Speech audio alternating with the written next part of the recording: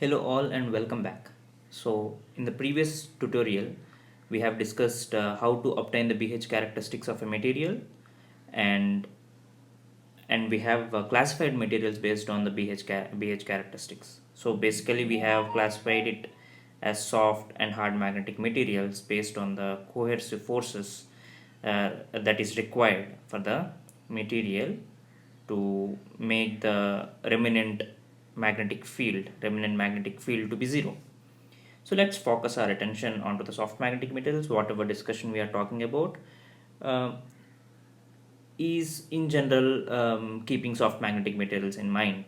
Uh, so, as we have explained, when a winding is done on a core like this, whose area of cross section is AC, and let us say we are keeping our secondary unloaded, which has n2 number of turns, and our primary is having n1 number of turns. When we apply a voltage V across the primary, it draws a current I, and since it is secondary is open, we call this current as magnetization current. So this establishes flux inside the core, and we will consider the mean length of this flux. And as we discussed, this is what we call a magnetic circuit, and the B field and H field inside it is uniform. Now let's focus our intention, or let's focus our interest in relating these terminal quantities V, I and magnetic fields together so that we can obtain our equation in terms of B and H.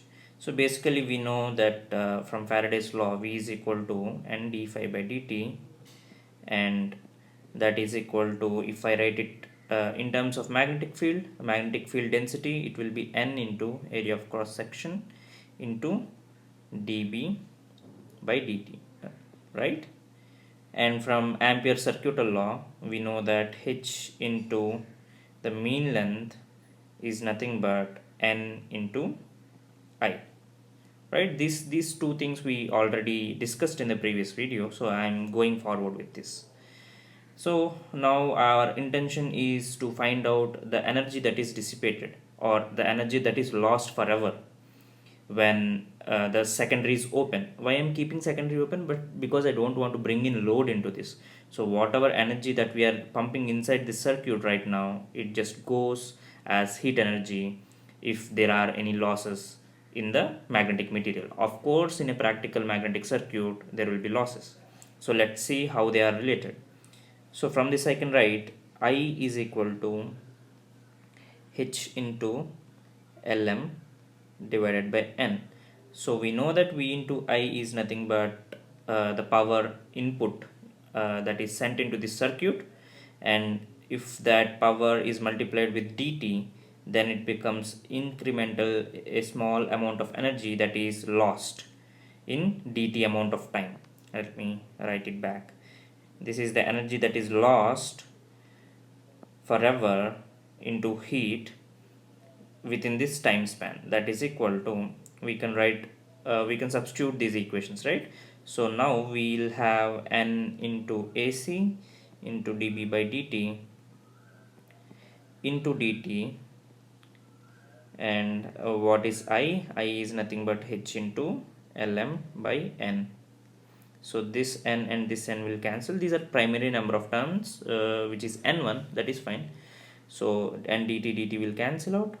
So that is equal to AC into Lm, which is nothing but the active volume of the core. AC into Lm, and the volume of this core is Vc, let us call it as Vc here, okay, into dB, or I'll write it this way, H into dB, right? So this is the amount of energy that is lost.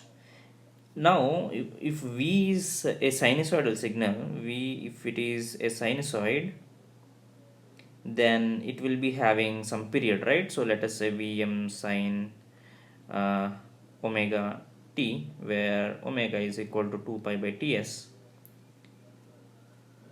Now let us calculate the energy lost per unit cycle, right?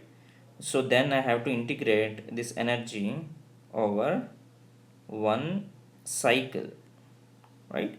Then this becomes some energy per cycle is equal to volume Vc into integral h into dB.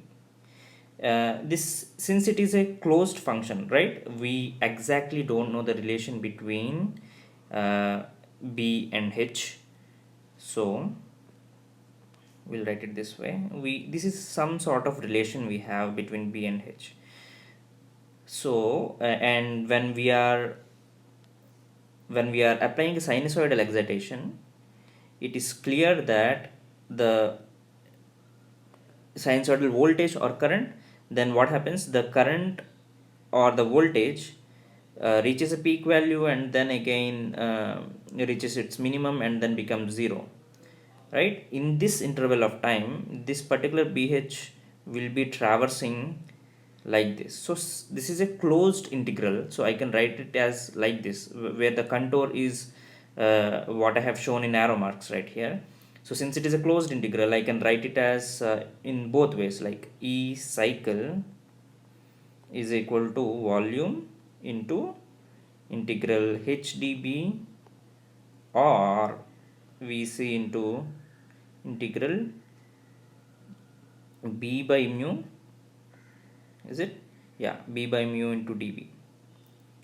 Okay, or I can even write, this is also can be right, you can just verify this as b into dh as well, it doesn't matter. Okay, now what is this particular term? This particular term will give me the area. This particular term will give me the area in this loop, isn't it? So if it is b and if it is h, it is bh. So the energy lost and the area in the BH loop are intimately related. So energy lost per unit volume, if I write, is nothing but the area of the BH loop, right? So let's calculate the power lost. Okay, so in order to write the power lost, this energy lost is for this time interval Ts, right?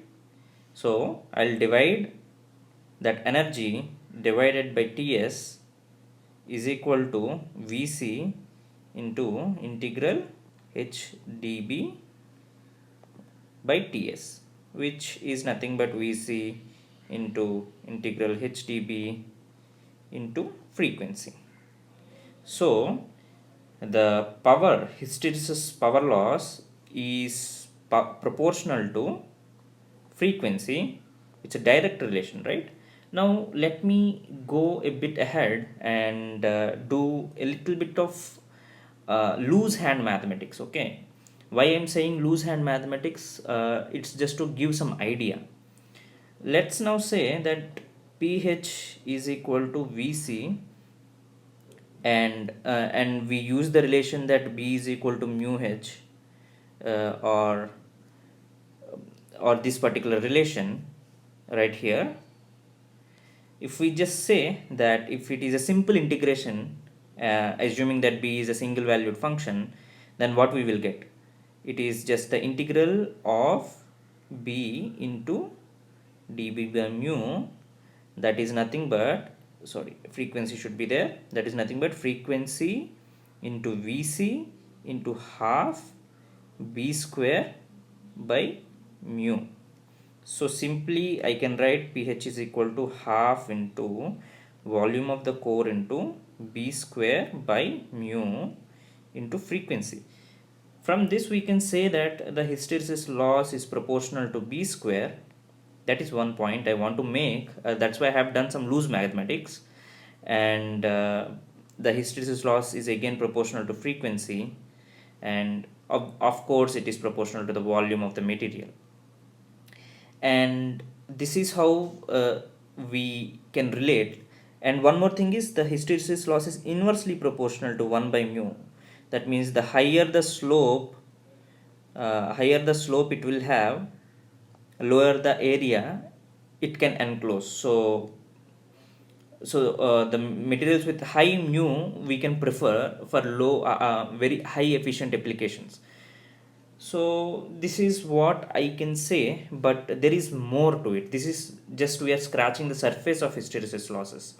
This is very basic stuff, and let's just I just want to give a further information about about the hysteresis losses. For that, I'm just referring to the Wikipedia page where we can see the same kind of relations. And this man is Steinmetz. Sorry if the spelling is wrong. Steinmetz, I think. And he is an German American physicist, electrical engineer. I I seriously recommend to read about him. He is a great engineer, and he is a dwarf, and he is having a hunchback. And despite of all his physical disabilities, he has done a great amount of contribution to the electrical engineering. I would request to go through his bio. Okay, apart from this, he has given an empirical equation for the core losses. And core losses is nothing but it is the summation of hysteresis losses plus eddy current losses. And in when it comes to transformer, it can be maybe stray losses, everything, but these are the major things I would like to consider right now.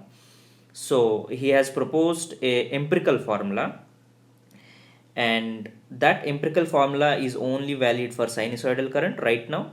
Okay, and there are modifications for that equation for non-sinusoidal excitations as well. Let's not get into it. Maybe if time permits, we can make a separate video for non-sinusoidal excitations, but that is a higher level concept compared to this. So when this particular equation is accounting for both core and both hysteresis and eddy current losses. When we are only talking about hysteresis losses, then the factor A is close to 1, as you can see here. Maybe I'll use a green color, and B is close to 2, which we have derived now. B is the power of magnetic flux density. So it is close to 2 for all modern magnetic materials. However, due to non-linearities, A is between 1 and 2 and 2 and 3. So this is it I want to convey. And remember that this equation is only valid for sinusoidal waveform. For non-sinusoidal excitations, there is something called generalized Steinmetz equation,